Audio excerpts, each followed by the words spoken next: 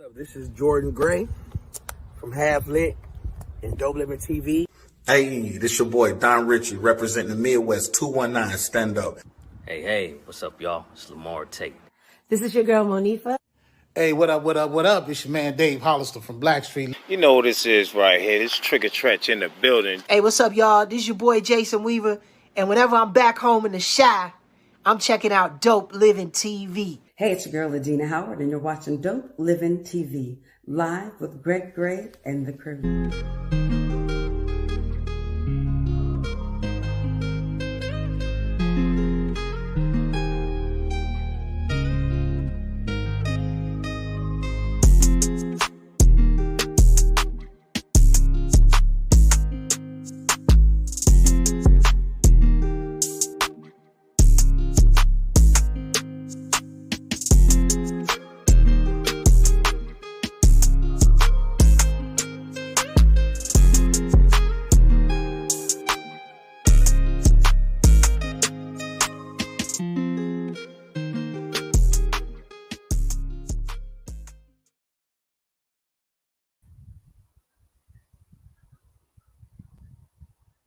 I don't know what happened to my brother.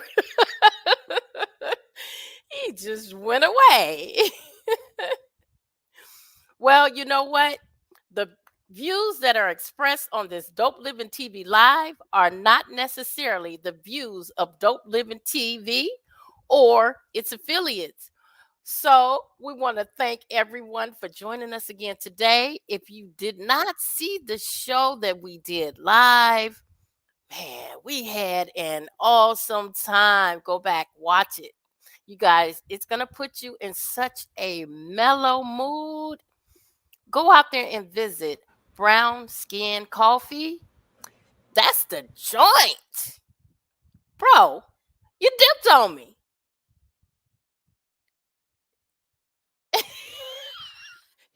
What is wrong with him today, guys? I can't take him outside. No, I'm sorry. Look, hey, what's up? It's your boy Greg Gray, Dope Living TV Live. Views expressed on this Dope Living TV Live are not necessarily views of Dope Living TV. Did that already. Anyway, man, let me bring everybody on real quick so I can we can talk for a bit. What's up, Mo? What's happening, y'all? That's Mo. That was dope last night. We were living dope last night. We had a fantastic time last night at Brown Skin Coffee, tea, and wine. All right. Yeah. But, before we do anything else, man, I'm just going to play this, man. Let's talk while we're doing this. All right. Tina Turner passed away today at the age of, 83. Fantastic performer. Y'all excuse the noise in the background. Fantastic performer. She was I got a lot of stuff going on. Fantastic performer. She was definitely an icon in this business. All right. They had her own lane. Dollar legs. All right. But she passed today at the age of 83, man. Our condolences go out to the family. We here at Dope Living TV Live, man, we can appreciate what she gave us. And I'm telling you guys want to say something real quick? Yeah, it's going to be all kind of stuff going on here in Tennessee. This is a home state. Tennessee is. So, yeah, man, you talking about strength physically and mentally. Oh, girl. Mm-hmm. And she performed into her 80s, guys. That's saying God said, look, I'm gonna give you a little mercy, a little bit of grace, all that crap you went through. Don't worry about it. I got you. High intensity shows. I mean, I don't have the energy.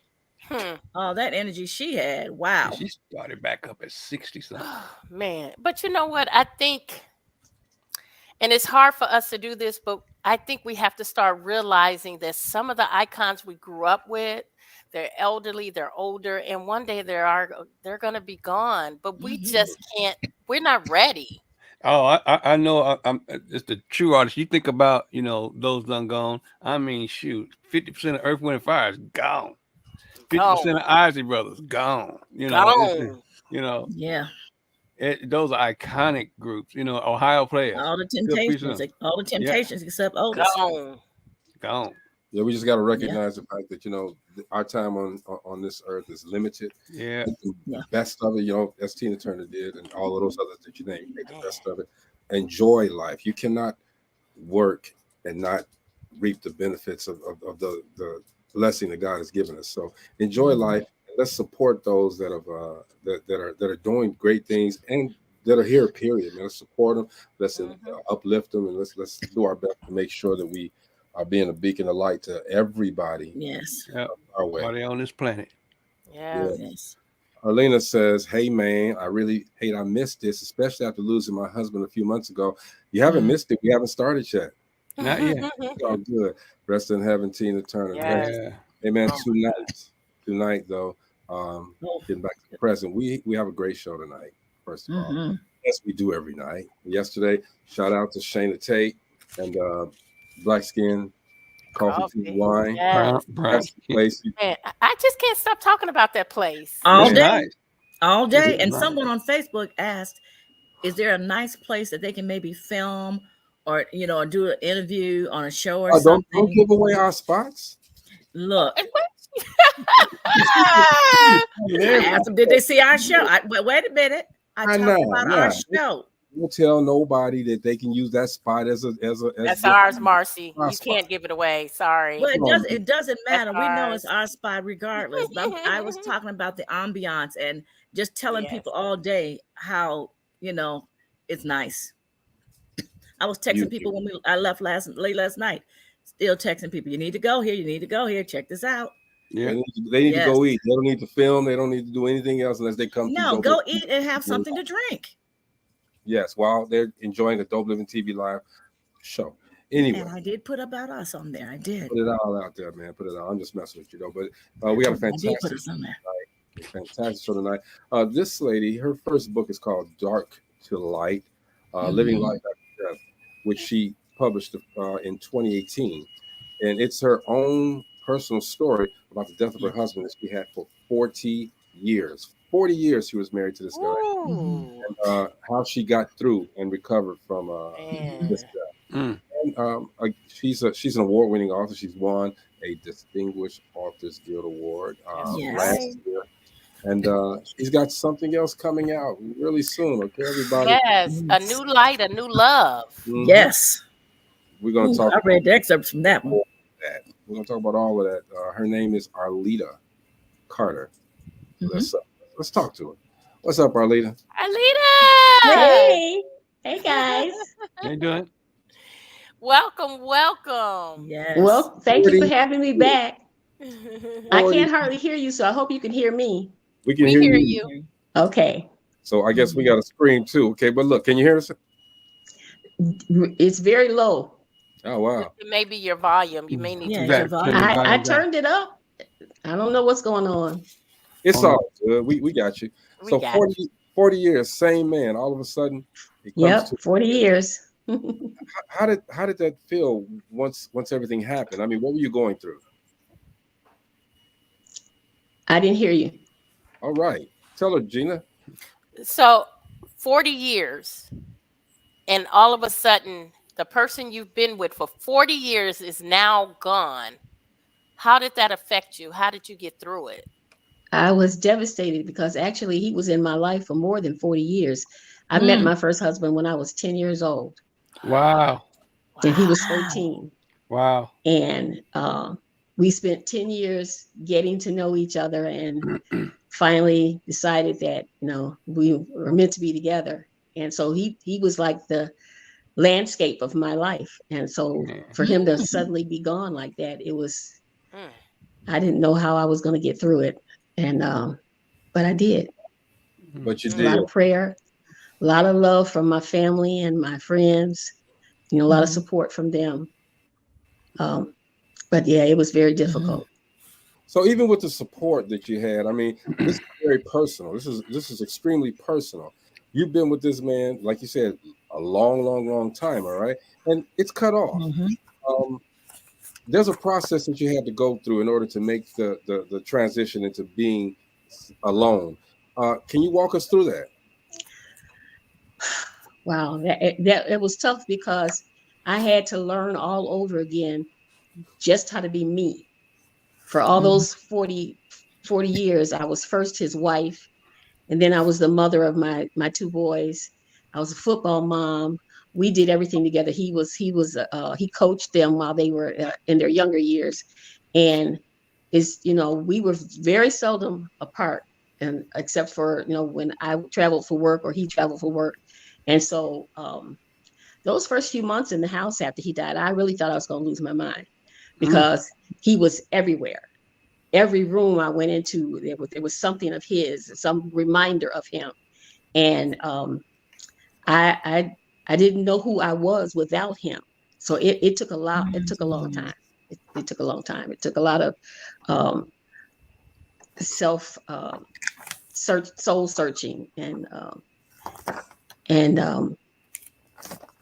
finally I went to church one Sunday, and the sermon that the pastor preached, I felt like he was preaching directly to me that day. He said, "They're gone, you're not, and you have to move on." And so I started making plans to do just that.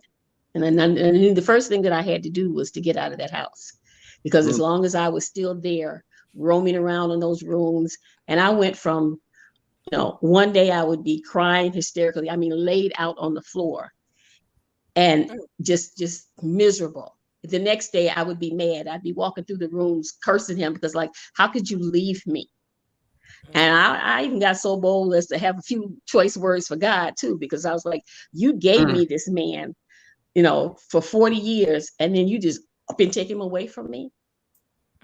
But 8 months after he passed, I lost my niece. And we're sitting there in that church, and the minister that preached her eulogy, he said, because we had similar feelings about her, because she was much younger when she died. And the minister said, she didn't belong to you. She belonged to God. And he took her back home, period. And you got to learn to deal with that. And he talked about how she did more in her 30-something years than most people do in a lifetime. She fulfilled her assignment here on earth, and she went home. And I started to deal with that, I didn't want him to go. I wasn't ready for him to go. I had these visions and dreams of us being together into our, sitting on the front porch in our rocking chairs, rocking, but maybe he did do what he came to do, and it was time for him to go. And I had to learn how to deal with that. And I had people that were counting on me to get my act together so that I could help them get through it. Wow. It was tough. So and you know what? The hardest thing about it was not just going through it, but going back through it again to write the book, because there was so many memories, good and bad. And people kept telling me, this is somebody else's story too, and they need to know that they're not the only ones that went through this.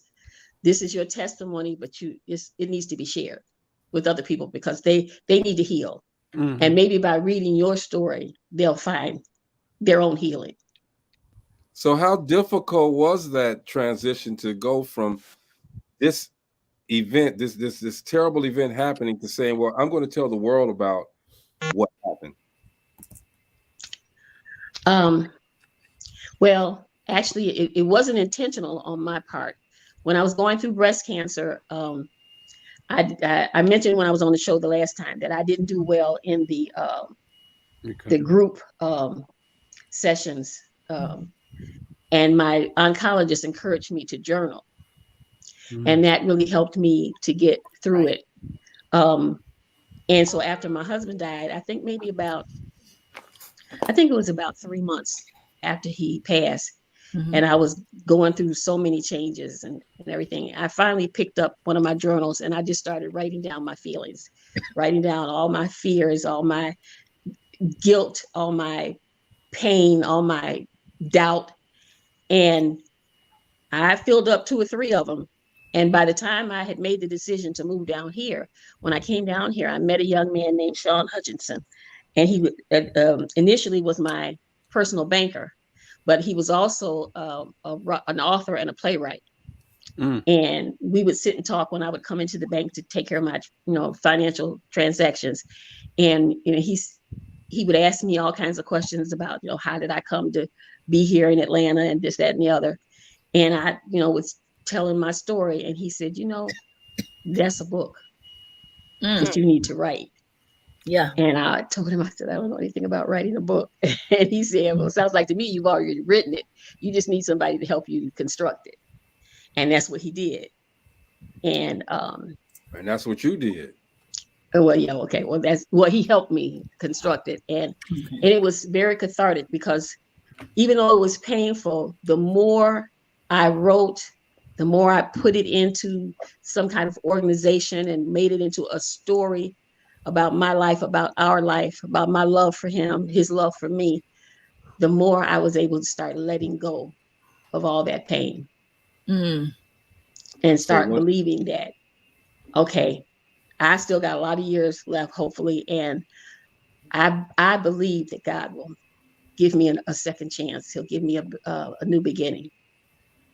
Okay. And that new beginning really started with me making the decision to move here to Atlanta. Okay. So Georgia, on top of you moving to Atlanta, what do you think that new beginning comprise?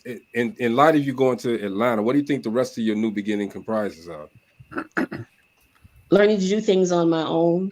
I didn't have him to go to and ask questions or say, do this. I had to do stuff for myself. I was renting a home in Snellville up until just a little over a year ago.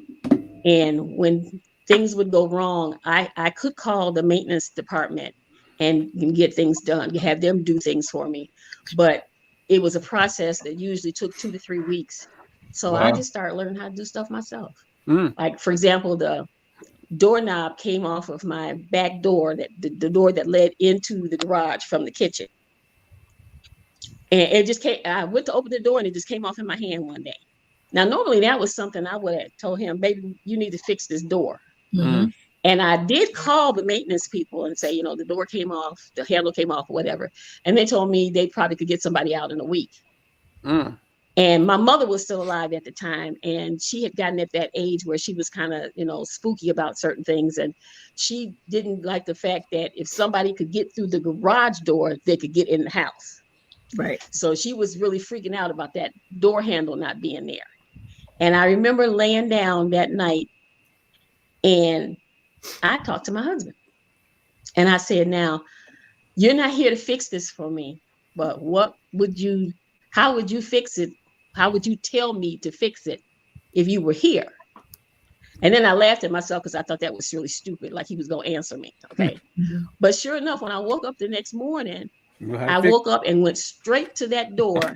And I just looked at the door and looked at the handle, and I put it back together the way it had been on there. And all it took was for me to screw it in. I got all the mechanism to fit together. All I had to do was do the screws. And I remember I was so excited about that, because that was something I had done for myself. And it was a lot of those little things, even just making the move, because we had planned before he died, we were going to move to Houston. So we were going to put our house on the market, we were going to sell it, and we were going to pack up and we were going to move to Houston. So even packing up that house and renting a truck and making arrangements to get down here, myself and my mom, that was a big undertaking. And before I started it, I never would have believed that I could do that myself. In fact, I was so stressed out about it. Once again, my pastor always seemed like he had an ear. I used to wonder if he had my house bugged or something. I went to church one Sunday and I was stressing out about this move. And he got up and he preached, and he said, if you truly believe that God can make a way, you need to start operating like he's already made a way. You need to move, go home and pack a box. Right. And the next day, pack another box. And the next day, pack another box. Wow. And I was like, you're right. Okay. But on the way home from church that day, I started thinking about what he said. And y'all, I went home and I packed a box. I got up the next morning and I packed another box. And I kept on packing until I got that house packed up. All by myself. Wow. All by yourself. All by herself. All by myself. That's good. I mean, that's one way to get through your tragedy. You know what I mean? Because nobody can tell you how to get through it. You're the only one that can do it. We could always suggest, and you get life coaches and all of that stuff to come through and say, hey, you need to do this, you need to do that. But you got to process that yourself. Yeah. I had to put my big girl panties on and put one foot in front of the other and do it myself. Absolutely. Holly Cesar says hi, everyone. Hey, Holly. Hey, Holly. Most definitely. So as you navigated these waters, you went through that tragedy. At what point did you say, I got this now? Well, there was never any one particular day because I had setbacks, I thought that packing up and moving here was going to cure all my grief and all my fear and all my insecurities. And honestly, all I did was bring them with me. So it still took a long time, even after I got here, so I had little victories, here and there. But I think what happened was I met some beautiful people, some beautiful sister queens that were also, a couple of them were also widows, and we connected, and they helped me. They prayed my way through. They wouldn't let me get down in the dumps, and every time I would start talking negative about my life and what was not going to happen, they would say, "No, you stop that right now because that's not God's plan for you." Wow. And they kept me going, kept me lifted up. Absolutely. The name of her book is, what is it? Dark to Light. Yes. Why did you call it Dark to Light?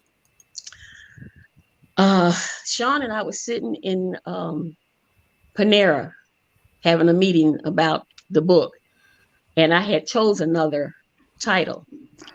And he sat there and he said, "You've been through so much. This has been a really dark time in your life." He said, "What do you want the people that read this book to get out of it?" And I sat there and I said, "I want them to know that they can come out of it, that they don't have to stay in the dark. They can come out of the dark and come back into God's wonderful light."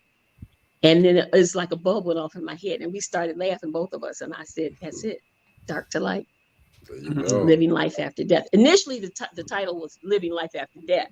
But when the publishing house did a title search, they found out that Biggie Small's last album was called Living Life After Death.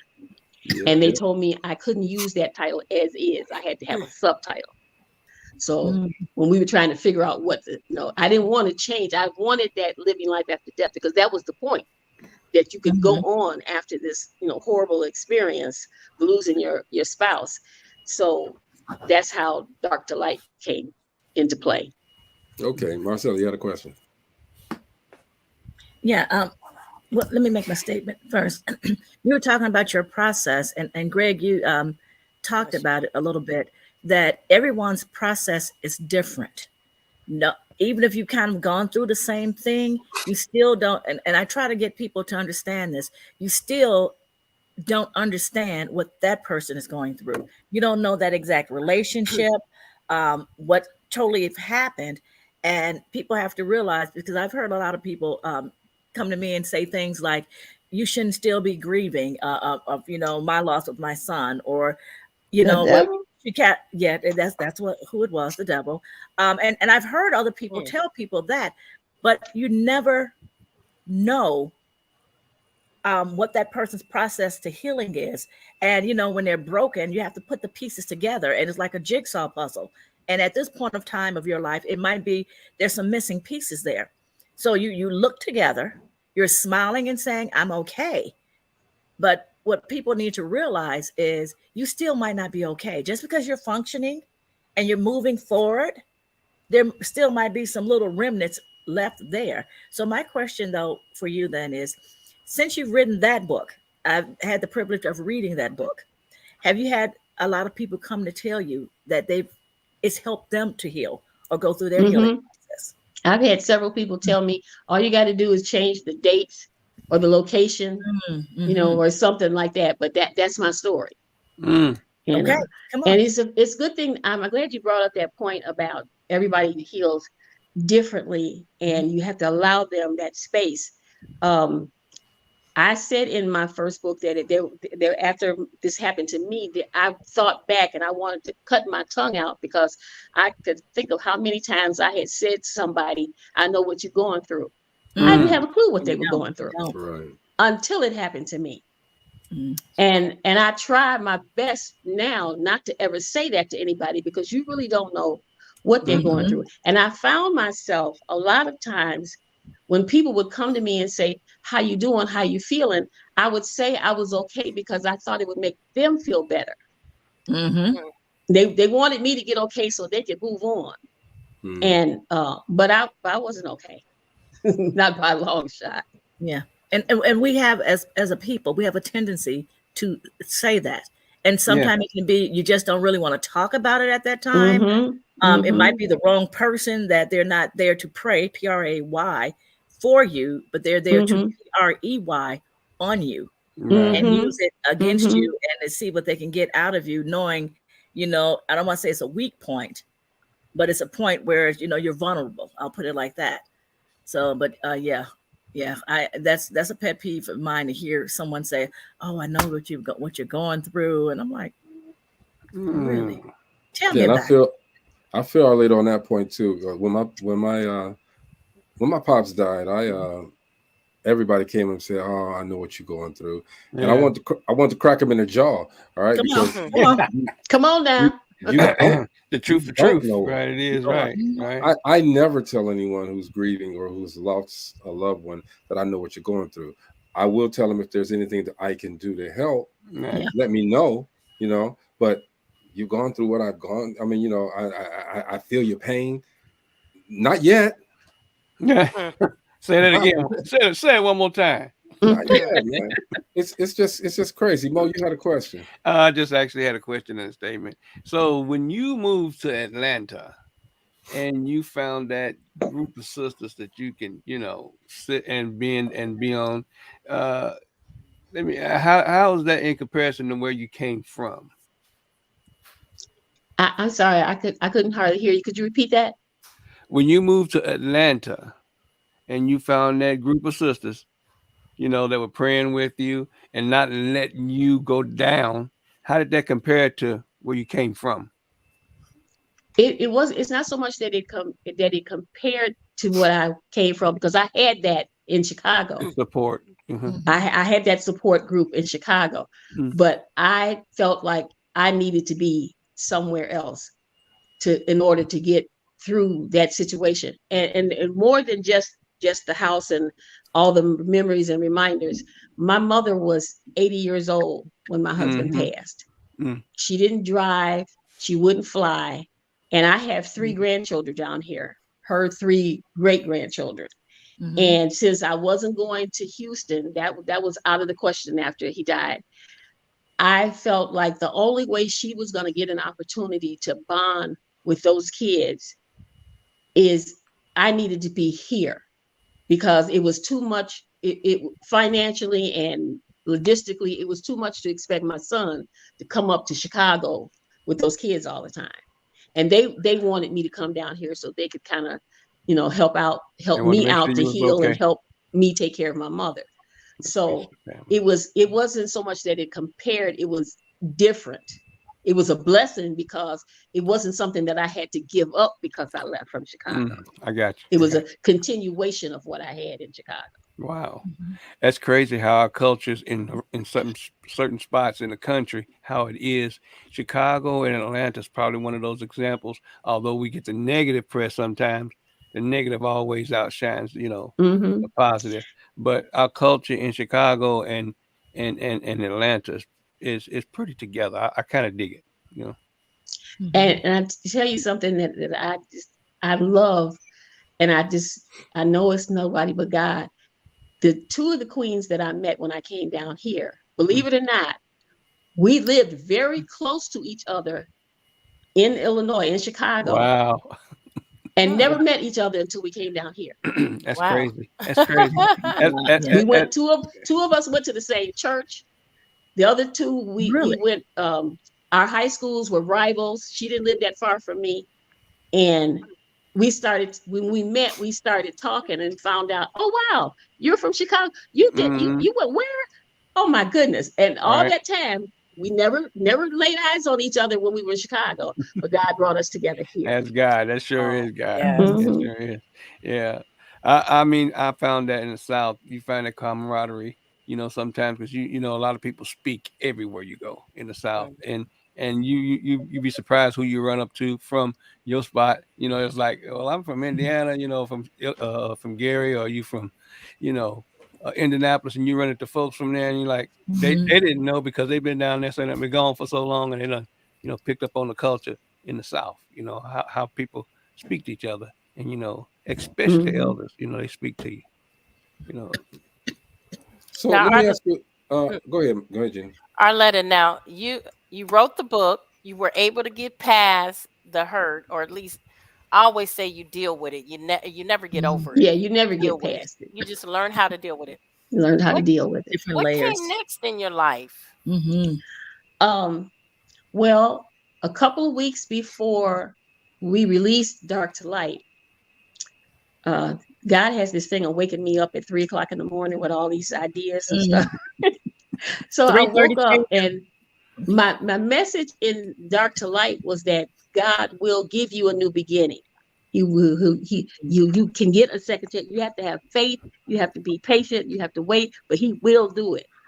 And I was thinking to myself, well, if He does that, or if He did that for me, what would it look like? And this idea for another book started formulating in my head. And like I always have come accustomed to doing, I started putting stuff down in the journal, just ideas here and there. And I would pick it up every now and then, and I'd get halfway serious about it, and then I'd put it down. And I had a lot of different things going on. I had a couple of surgeries, and so it took me a minute to really get serious about it. But I'm so excited that I finally got it out, y'all. And I was 3/4 of the way finished with this book when I met my husband, my new husband. And so you got some sunshine on your face now. By the time I finished writing the book, my life started to imitate my art. So yeah. I read an excerpt from it. I was like, wait a minute, is this true? Because it sounds like what really happened. Okay. That's what's up. You go. So girl. everything there, I used a lot of myself, my life, things that happened to me recently and over the years, even way back, as inspiration for Alicia, who's the female character. But Anthony and everybody associated with him was somebody that I made up in my mind. I just built that backstory. Okay. But like I said, I was 3/4 of the way finished writing the book, and I was working on a particular chapter, and I was having some issues with it. And I asked my boyfriend at the time, would he read it and give me his thoughts on it? So he's sitting there and he's reading it, and I'm sitting there on pins and needles waiting to see what he had to say. And when he finished, he laid it down and he said, okay, so I think I know who, because he read my first book. He said, I think I know who this Alicia person is. He said, but who is Anthony? And I said, oh, Anthony is just a figment of my imagination. And he said, oh, really? Right. He said, baby girl, did I ever tell you what my middle name is? What? And I said, I didn't know you had a middle name. Oh, damn. And he whipped out his driver's license. And my husband's name is Mark Anthony Carter. Wow. Now, hold up. How's that for God showing out? Hold up. Did God show out? Hold up. Was God showing out on that one? All right, so let's get off the book for a second, okay? Oh, here we go. Uh-oh. So you with all right. You were with Yeah. Okay. So I want to say it the right way, y'all. So Please do. You were with this man 40 plus years, right? Mm-hmm. He's gone. Mm-hmm. What did Mark Anthony do or say to get with to make you? I mean, because for 40 plus years, that's a lot, and it's like, you know, no one can compare. But Mark Anthony walks up. He walks up 45 years late. Mm-hmm. He comes in. Damn the book right now. He comes in. What made you? He trying to learn that pickup line, Arlita. He wants that pickup line. Right now, we on this relationship round. Okay? What did Mark Anthony have that really made you say, I can do this again? Come here, girl. So he started commenting on my post on Facebook. Okay. And hold on. Let me write this down. No, I told you. Negro. Let her finish, Negro. Continue. Okay. Well, let me back up. I went on my little annual birthday trip with my girls, and we were sitting around drinking wine, and I was in one of those pity party moods, and I'm moaning and groaning about how I'm going to be alone for the rest of my life and blah, blah, blah, blah, blah. And my girl says, no, that's not going to happen because God has a plan for you. He's going to, when you're ready to receive him, he's going to send you somebody. And she just kind of made an offhand joke, and she said, he'll probably be right around the corner. Okay. Now, meanwhile, almost a year before that happened, this guy had been sneaking, sliding into my DMs and responded to my posts. And when I got back from that trip, he really made his move. He sent me a message and he said, I don't know what I have to do to get your attention. I've got mad crush on you, and I've tried to tell you in every way I know how that I'd really like to get to know you, blah, blah, blah. And you just won't give me any play. Well, one of the reasons why I hadn't is because I had seen a picture of him on Facebook with a mutual friend of mine who I happen to know lives in Houston. Man. And I was like, I'm not down with no long distance relationship. No. So I just kept kind of blowing him off, and stuff. Come back from that birthday trip, and brother hit me with this serious tip. And I finally decided to go look at his profile. How come this man lived 13 minutes from my house? Dang. She did some digging though, y'all. Did your friend tell you it's probably right around the corner? She said he's probably right around the corner. He couldn't get no more right around the corner than that. Right. Is a guy send me a man? No, not and he him. was persistent. God, send me a man. He right around the corner. He was persistent. He would not leave me alone, but not in a stalking or threatening way. He just let me know he really wanted to get to know me. Yeah. And he said he loved my posts, my inspirational messages that I put out, and it was just something about me. So I finally agreed to go out to dinner with him. He showed up with flowers, and I don't know, we just clicked. Mm-hmm. So you asked for it, you got it. Now, let me ask you this. I'm getting. We'll get back to the book. Was he an older guy or a younger guy? No, actually, he's younger. Okay, hello, cougar. All right.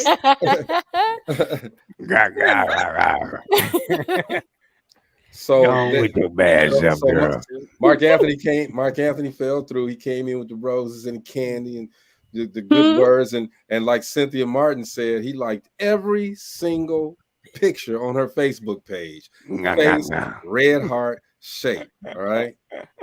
And Byron, of course, said, or you discovered that there was magic in his wand. Byron. That's neither here nor there, Byron. Okay. But you found another partner. See, that's amazing. You found another partner, somebody that you can get the second half of this done with. All right. I mean, how did that feel once you found this guy and you said, okay, you broke down all of your guards? How did that feel? Were you afraid? I have been telling my family for a little over a year now about a lesson that I learned about praying and asking God for certain things. Specificity. I have discovered that He doesn't always give you what you want, but He always gives you what you need. Yeah. And in order for you to receive, you have to be open to receiving what He gives you, not what you ask for. Because I'm gonna be honest with you, I wouldn't have looked for Him. That he wasn't on my list, but I had asked God for a godly man, somebody that believed in God, somebody that I could worship with, somebody that I could grow old with, somebody that I didn't have to defend my beliefs to, and he was all that, I wasn't expecting him to be younger, but hey, that was a plus. But he was just so, he sees me and he understands me and he accepted me for who I am with all my flaws and insecurities. And in this new book, because she's kind of patterned off of myself, I was able to deal with a lot of personal emotions and insecurities that I didn't deal with in my first book as myself, because that wasn't the focus of that book. Right. That book was about pain, and it was about grief, and it was about healing. This book has been a pure delight. It's the culmination of a lifelong dream. And so I could open myself up and just let my creative juices fly. And so Alicia she's somewhat of a complicated character. And then again, she's not. And Anthony lost his wife, and he had a lot of guilt about her death because she was terminally ill from breast cancer. Oh, I'm giving up the book away. But anyway,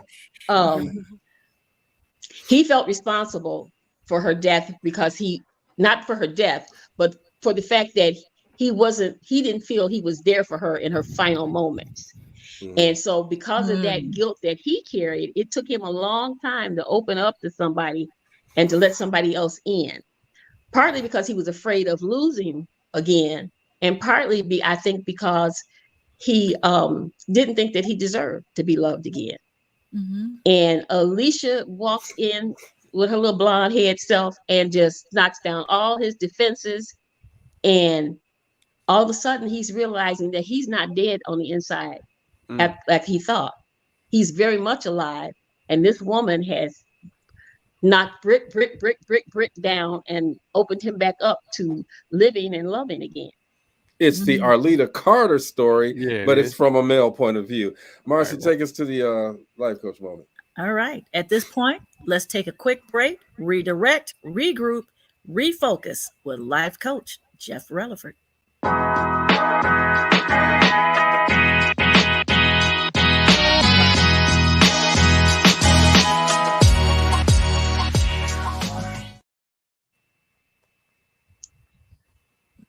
Maybe.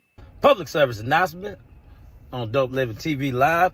There's some people out here doing some great things in the world. Not just us, but I want y'all to recognize the people that are out here doing some good. Take some time to say you're doing a good job. Take some time just to say, hey, look, maybe I want to show you some support. Go buy a product that they're selling. Go solicit them for some type of service or something that they do, a specific skill, a talent. Or if you just want to be a blessing, you could drop somebody some money. A blessing ain't always money all the time. Sometimes it could be words of wisdom. Sometimes it could be a simple hug or just an embrace to let somebody know that, hey, I see you and you're doing a good job. So, yeah, just take some time to notice the good people in the world, because I'm going to tell you something. 9 times out of 10, the reason why other people can't be successful is because y'all low-key hating. So, all right, y'all, this is your boy, Life Coach Jeff, coming to you with a 1-minute thought. Remember, redirect, regroup, refocus. I love y'all. Peace out.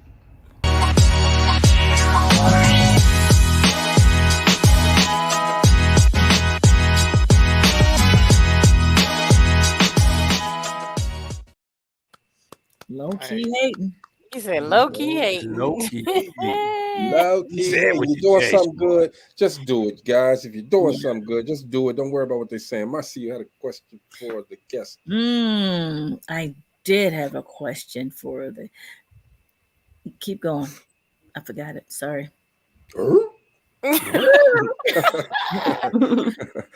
I'd like to say something else about the book. I want people to know that this is not just a love story about Anthony and Alicia. There's a lot of relationship love in this book. It's about a sister who loves her brother, who feels like he's given up on life, and she's determined. She's relying on her faith. She believes in God, and she believes that God is going to send somebody to pull him out of this. And she's got it in her head that Alicia is the one, and she's determined to get them together. It's a story about a love between a mother and her two sons. It's a story about a woman and her queen crew, the women that hold her up, that keep her together.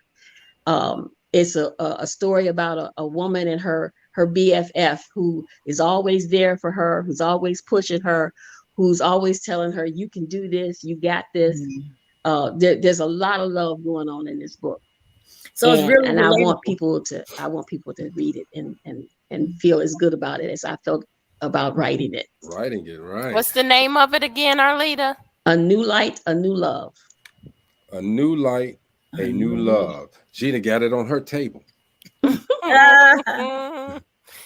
Get it on your table, everybody that's watching. You should have a copy on your table. Yep. Go to arlitacarter.com and get your copy today. And we have it scrolling on the bottom for as long as the show is on. But that's really good. You went from light to the dark to a new light. Man, that's how you think, girl. That's how you do that. That's how you win 2 awards. And there's a sequel coming. Okay. She's not gonna stop. Well, now hold up. Hold up, wait a minute. So you went from the dark. Now there's a new light.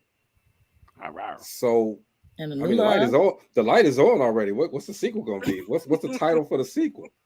Well, I'm still playing around with titles. I may for all my readers out there, I may have a contest and let you all have a hand in naming and picking the title. But we can do there's the 2 other contest right characters here. in this book. I told you there's a lot of relationship love in this book. There's 2 other characters in there that Cupid is going to take a bite out of. So the sequel is going to be about them.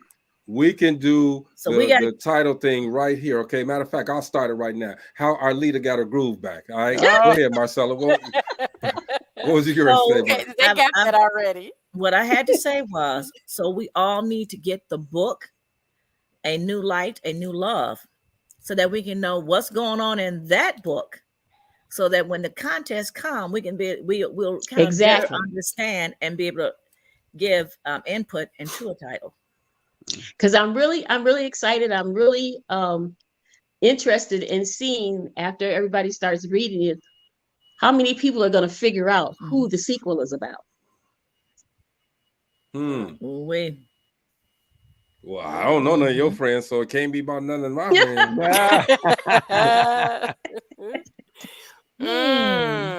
I sounded real country there, didn't I? Yeah, you did. You did. Yeah, you did. Did you really? You know, Arlita, it's a blessing for someone to have the opportunity to pour their life out and not have a problem with sharing it with other people, especially people you do not know. Yeah. So that's where the blessing comes in. Okay, you're transparent enough to tell everybody what you've gone through. And Jeff, I'm saying it, what you've gone through to get to something else. Okay, so I applaud you on that. So the book is on. You can get the book on Amazon, correct? Yeah, you can get it on Amazon too, but I prefer you buy it from my website. Okay, my bad. Yes, please. Yeah, make more money that way. That's right. All right, look at y'all. Look at all. So all the money goes into entrepreneurs. We've learned that from DAG, Distinguished Authors Guild, and the different authors that have come on. It's better for us to buy their books from the actual author. Yes, if you really want to support the author, not Amazon. David said ain't nothing wrong with sounding country. That's right, David. That's right. It's David. Doggies. I'm in the country. I'm in Nashville. But Arlita, again, we thank you for coming to the show to share your journey with us. All right.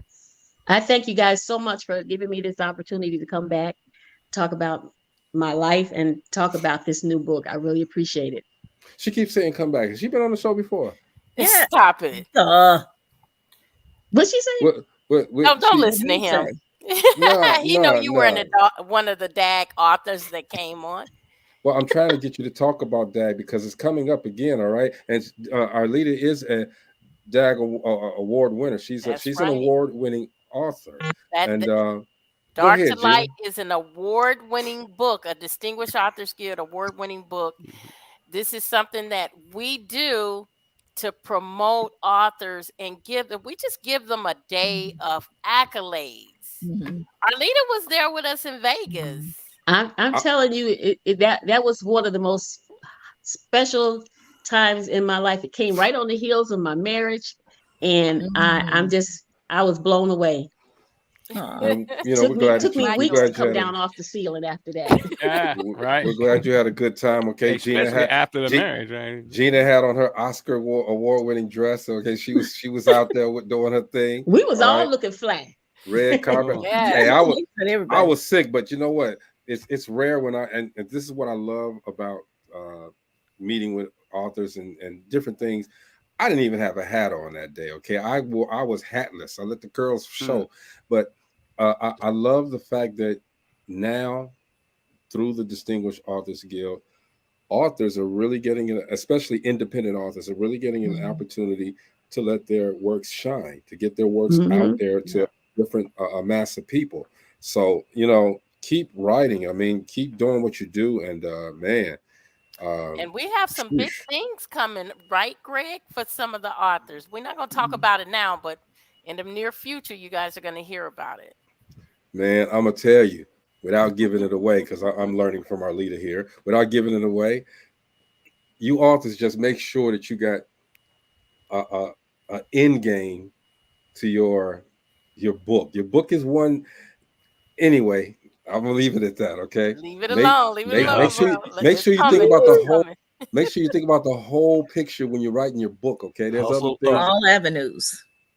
Anyway, Arlita, we always go and we leave our viewing audience with something great to put in their minds and to go on from our guest. We want to start with you. Oh, I'm sorry. What did you say? Give us a nugget to leave with. Well, I'm going to share with you something that I learned tonight in Bible study. It hit me. It was very profound. My bishop said that we often pray for confirmation, pray to God for confirmation of what we want rather than revelation of what he wants us to have. I probably didn't say that completely right. I get it. But got the gist of it. I say that to say, make sure that you're open to God's will and not just your own. In whatever you do, whether it's writing, whether it's making a purchase, whether it's starting a relationship, whatever it is that you need to do, if you pray to God for it, make sure that you're praying for him to tell you what you need to do and not what you want to do. That's good. That's good stuff right there. Go ahead, Marcy. I just have a quick quote from C.S. Lewis. You can't go back to change the beginning, but you can start where you are and change the ending. Absolutely. Okay. Mo. Well, sis, now you are in the light, and I can see it all over your face. When you smiling, you're in the light now. Keep it going, sis. Keep it going. Thank you. Gina? You know what? I know I'm not the only one that wants an answer to this question, so I'm going to go ahead and ask this question to you, Arlita. What is the age difference? I was going to ask that question. See, you made me put. I'm trying to wait till I know. in the street. Enough, right, Arlita. Well, if you don't want to answer, that's I'm gonna call family. Her family is my family. You find out It's 9 years. Okay. And most people don't. You want to share your age? 70. Oh.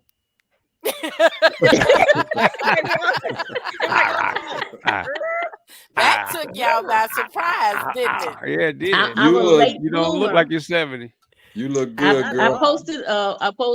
I was all in my feelings the other day, and I posted a post about how all of this started. And I ended by saying that don't let anybody tell you that you're too old, that your time has passed, that it can't happen.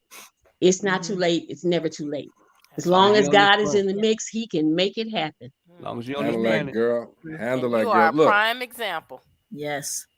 I want to say for everybody, man, for every experience you have in your life, give your all to it, okay? Feel it, breathe it, appreciate it. Because remember, nothing lasts forever. And when it's gone, you can remember, once you've given your all to it, you can remember the feeling it once gave you. And sometimes, after everything is said and done, just remembering that's enough, So, I mean, let's not put so much effort on making things last so long, okay? Sometimes it's going to end, and just remember the good parts about it. And at the end of the day, that's enough. You'll be all right. You'll be fine. And keep praying, of course. Arlita, we had some fun with you today, girl. Go ahead on, girl. I'm hearing Paul Prince all over the place right now. Paul Prince. Stop it, Negro. Stop it. little Paul playing, all of that stuff coming out, man. That's a beautiful thing. You found you had a second chance to make yourself complete, and you've done it. And we applaud you with that. We applaud you on keep the sunshine on your face. On continuing your journey. All right. Thank you. Anytime, when you write your next book, our leader getting the groove back, whatever it's called. All right. You keep throwing that title out there. Come back to the show. It's going. Why? I bet you any money you come up right somewhere down the line. Even if I didn't, even if she don't do it, Takesha gonna talk about it on the radio. David gonna be down south talking about it. All right. Cynthia Martin, I don't know who you are, but she gonna be on YouTube talking about Arlita gonna get her groove back. Gotta be one of her friends. Arlita, tell everybody that you already got your groove back, okay? And you stuck in that groove, and that groove ain't going nowhere, all right? We had fun with you today. I mean, Arlita, you go to Amazon, get a book. No, I'm sorry. No, go to Arlita Amazon. Carter. Go to ArlitaCarter.com. Pick up the book. Even if you don't buy the book, go check out my website. My web designer he's on 10, and it is a beautiful site. Let's check out it. Let's go to the website, everybody. Just go to the website. All right. Put your idea for her new book title in there. Buy the book. Look at her page. She's sharing everything on her page, and just as she shared with us. All right, and we've been blessed because of it. All right. Thank you, Arlita, for coming to the show. Yes. Let me just say, what you gonna say? If there are any establishments, whether it's in Gary or outside of Gary, if you would like us to come to your establishment and do a live show, reach out to Greg or myself, and so that we could talk about it and arrange for things to happen there. It is such a beautiful experience to actually come out to these establishments and push these businesses and have, we had so many people that came out yesterday. That place was packed. Okay. Mm-hmm. That place was truly packed. So if you are interested in us coming out and doing a live showing at your establishment, just reach out to us. Reach out to her. I ain't coming. Y'all reach out to her. Wow. Natalie says to hold the book up again. I'm gonna hold the book up again, even though I wasn't holding nothing. Y'all don't know, understand? We ain't holding nothing. We just put it up on the screen. Move it over. That's the book. That's the first one. That's the first one. Hold on, y'all. Hold on. That's the first one. Gina feeling me. Okay, that's the first one. Thank you, Gina. That's the first one. Delight. Thank you. I'm trying to look full service here. Okay. Yes, there's the second one. Thank you. Yes. On that note, thank you, Nat. And they're both available on my website. ArlitaCarter.com. Yes, ma'am. All right. And Cougar Nation, y'all stand up, okay? There's light for you in the future, all right? Most definitely. This is Dope Living TV Live. We're gonna see you guys. Thank you. Peace. I'm getting there. I ain't ready yet. Don't peace yet. Oh, no peace All right, yet. I'm ready now. Peace. Peace.